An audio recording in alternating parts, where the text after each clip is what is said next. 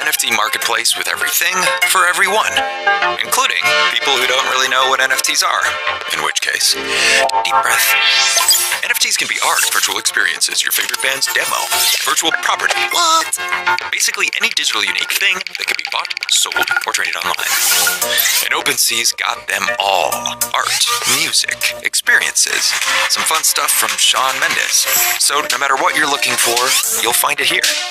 We even show you their entire trading history, so you can see every owner from creation to, oh my god, Mike Tyson owned this? Sorry, you don't even need crypto. I mean, if you have it already, that's great. On OpenSea, you just bring what you got and we'll make it work. OpenSea is also great for creators. We let you create NFTs for free without having to worry about the blockchain or any of that confusing tech stuff. We put more money in your pocket too, with royalties on every sale after the first sale, like the second sale, the 100th sale, all the sales.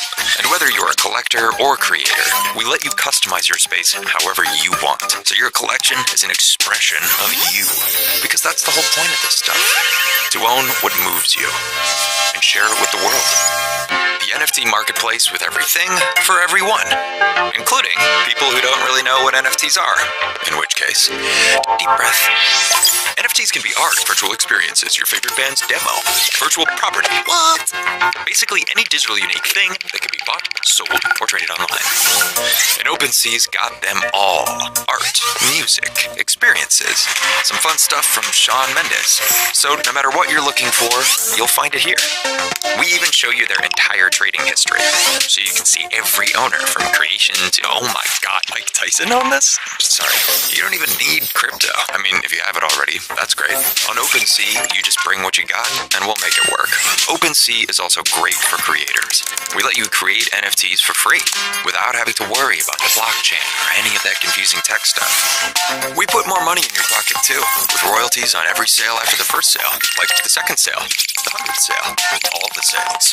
And whether you're a collector or creator, we let you customize your space however you want. So your collection is an expression of you. Because that's the whole point of this stuff. To own what moves you and share it with the world. Any digital unique thing that can be bought, sold, or traded online. And OpenSea's got them all. Art, music, experiences, some fun stuff from Shawn Mendes. So no matter what you're looking for, you'll find it here. We even show you their entire trading history, so you can see every owner from creation to, oh my god, Mike Tyson owned this? Sorry, you don't even need crypto. I mean, if you have it already, that's great. On OpenSea, you just bring what you got and we'll make it work. OpenSea is also great for creators. We let you create NFTs for free without having to worry about the blockchain or any of that confusing tech stuff. We put more money in your pocket too, with royalties on every sale after the first sale, like the second sale, the 100th sale, all the sales. And whether you're a collector or creator, we let you customize your space however you want. So your collection is an expression of you. Because that's the whole point of this stuff. To own what moves you and share it with the world. The NFT marketplace with everything for everyone, including people who don't really know what NFTs are. In which case, deep breath. NFTs can be art, virtual experiences, your favorite band's demo, virtual property. What? Basically any digital unique thing that can be bought, sold, or traded online. And OpenSea's got them all. Art, music, experiences, some fun stuff from Shawn Mendes.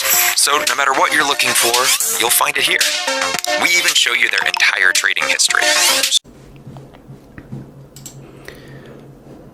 Hey guys, so I've gotten a few requests to kind of run through the application and just give a run through of how it works and kind of what it needs to work. So I thought I'd do that now. So in terms of things we'll cover, just kind of what the application is, how to run it, where to get it, just the requirements, the things it expects from your input, and then how the input should be and how to actually use it. So yeah, what is the application? Essentially, it's just a tool you can use to generate a bunch of art collections, say, and it also outputs associated, say, NFT metadata with it for the Ethereum and Solana blockchains. So in terms of how it does this, well, it takes a collection of input parts, all of the same input images, all of the same kind of resolution. That was the word I was looking for. And then it kind of each item is a layer, and it layers them on top of each other. But before we get into that, how do you kind of get the application? Well, we've got 3 links for Windows, Mac, and Linux. And you can also, on GitHub, you can go to the releases section. We tend to try to update that one, but if you wanted an older release or something, you could always find that here. So if you want to get this program, just go to the download section, and for your operating system, download the relevant file. So you do that. I've already got a version, so I'll just be running through that one. So before we hop into the actual application, let's have a look at the input it expects. So that you have an input folder, and in that input folder you have a list of layers. These layers essentially define each individual item in the image, and they can be of anything that kind of any components that make up that image, essentially. So you can see here from a face you have that background, the face, and the accessories, and the various constituents of a face. Pretty simple. And then in each of those layers, what we have is a collection of what we call rarity folders right now. So these are essentially just groupings of items, and the items are in the actual folders. These are what make up the image. These are groupings of items just in different buckets. And one thing that should be noted is that these should be consistent across all layers. So if you have 4 folders in the face layer, the same 4 folders should be present in all other layers here. So that's kind of one requirement which catches people out quite a bit, maybe due to our design, maybe bad design decisions there, but that's kind of how that works. And in each folder you have your individual image items. So yes, transparency through kind of items that constitute the image. So that's kind of how we expect the input. When it comes to the application, if you just run it, it's a portable executable, so there's no need to install anything. You get this application kind of view. Again, this is how it currently looks at the time of making this. This is prone to change, but the basic idea should remain.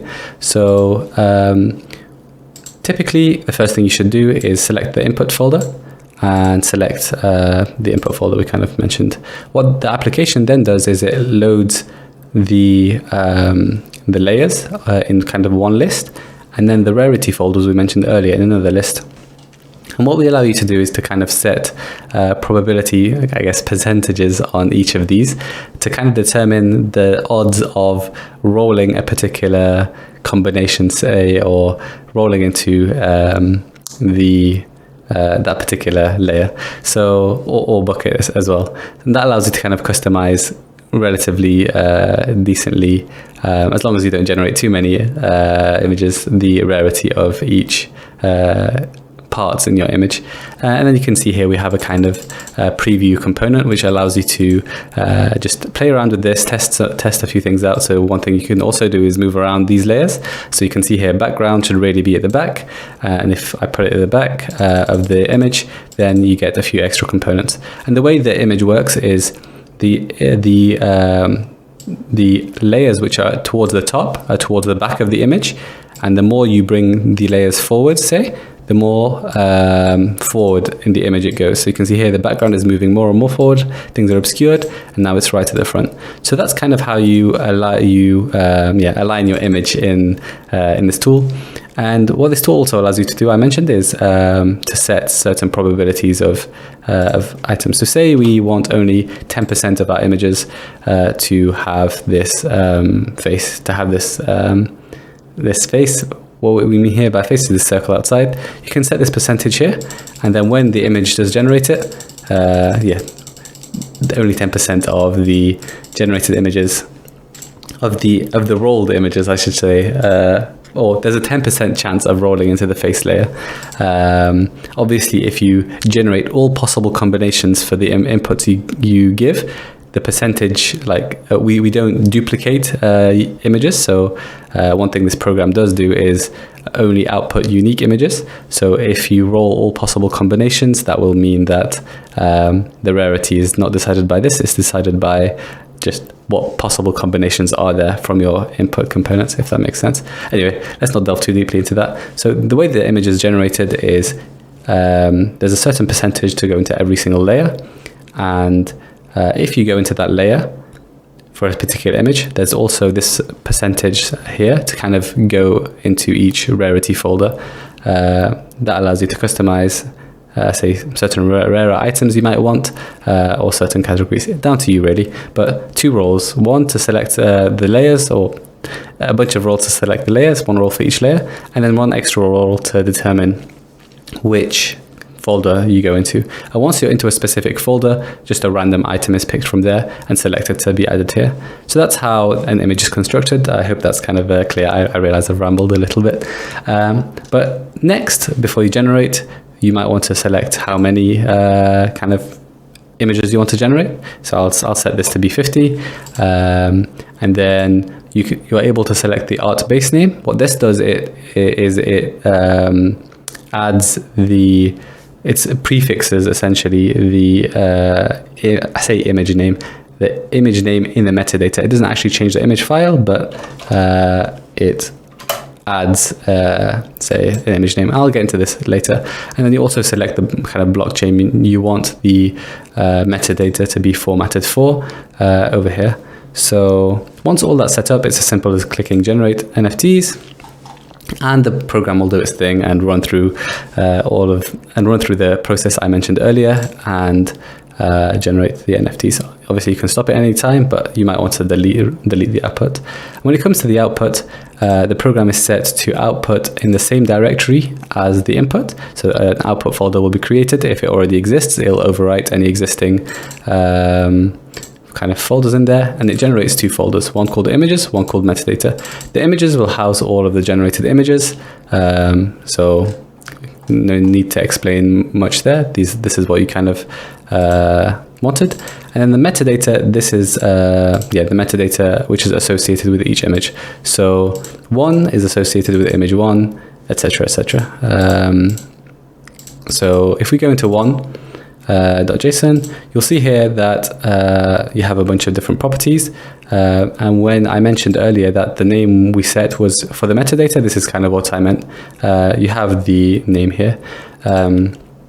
And one thing I didn't mention, which I should have mentioned when it came to the input images or the input folder, is both for the layer names and for the individual file names, please kind of, when it comes to naming, don't have spaces, have kind of underscores delineating them or separating the words, because the way our program currently parses things or processes that word is by looking for these underscores and then turning them into spaces and then capitalizing the first letters. What that kind of allows you to do is in this metadata object, when it comes to generating the traits, what happens is the background is the layer of the layer name, and then the value is the file name, if that makes sense. So you have a list of traits, which are essentially the components that make up an image. And these are the traits that, if I go to OpenSea to some random thing, these are the traits that will be shown here in the properties section. So here, the glasses would be the layer name, Tough Ape would be the image name in this particular case. And that's a basic rundown of really how everything works. So one thing I should also mention is because these images kind of are layered on top of each other, each of these parts should really have the same dimension or the same resolution as every other image, just so that positioning is correct. So that's how we deal with positioning through this application, is just we rely on the images to be already pre-positioned properly. And yeah, that's, I think, everything that I wanted to run through. If there are any other questions or queries, please just do either leave them in the comments, or you can always come to, I don't know, GitHub or something if you have any issues. And I hope, you enjoy the application. I hope it serves its purpose. And I'll stop rambling now, and I'll leave you guys to it.